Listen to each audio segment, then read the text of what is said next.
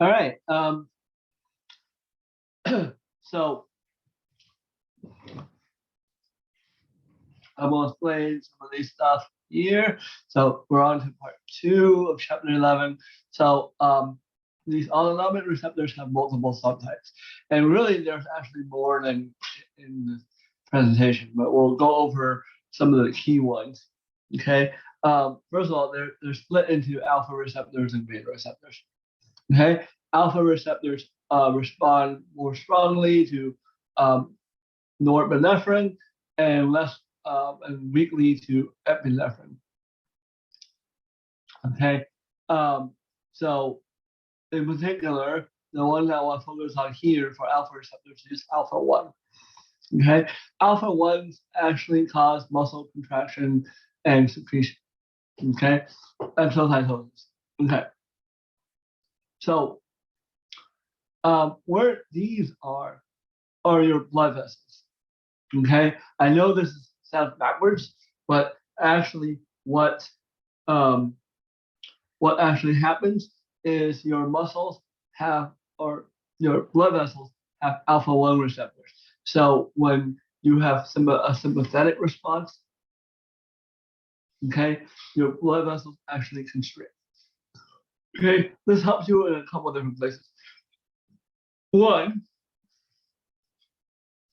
okay, your veins constrict, which increases the blood pressure, which increases the blood flow back to the heart. Okay, the term is venous return, right? The blood flow back to the heart.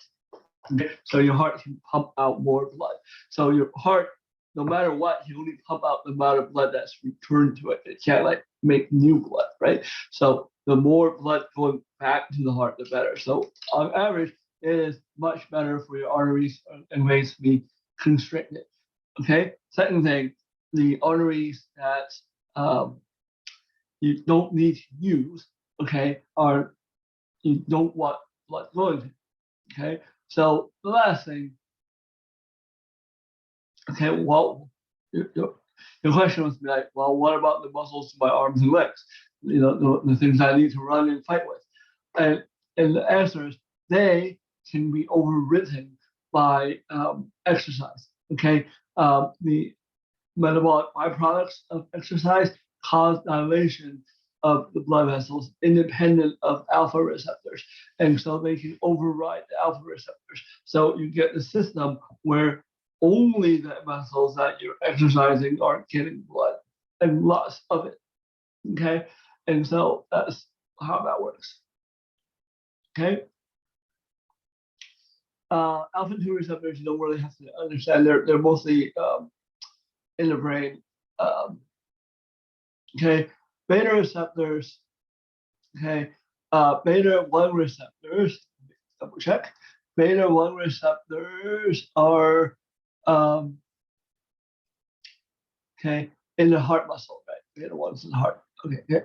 Beta 2 is in the lungs. Okay, so beta 1 receptors are located in the heart. Okay, beta 2 receptors are located in the lungs. Okay, so I'm sure you guys heard the term beta blockers. Okay, beta blockers are for blocking beta 1 receptors. Okay, so it slows down heart rate. Okay, it relaxes the heart, decreases blood pressure. Okay, beta 2, okay, are actually located in the lungs.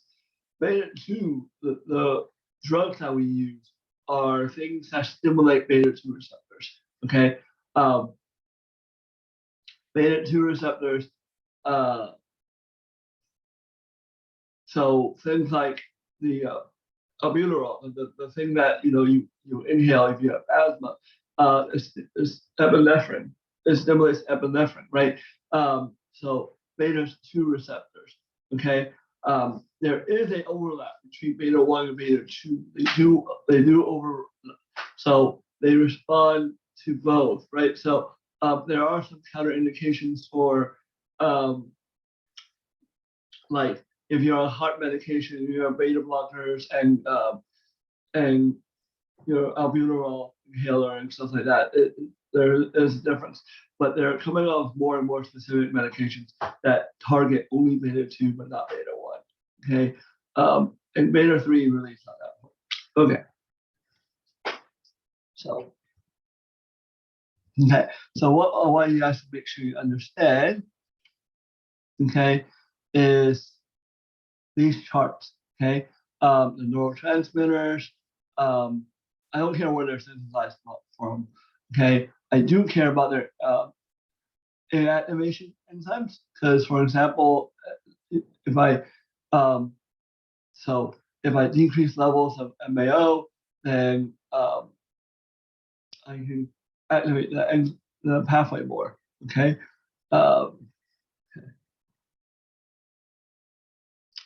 And at least, okay. This the most important thing I care about here is not the effective second messenger, but it is the receptors and where they're found. Okay. Okay.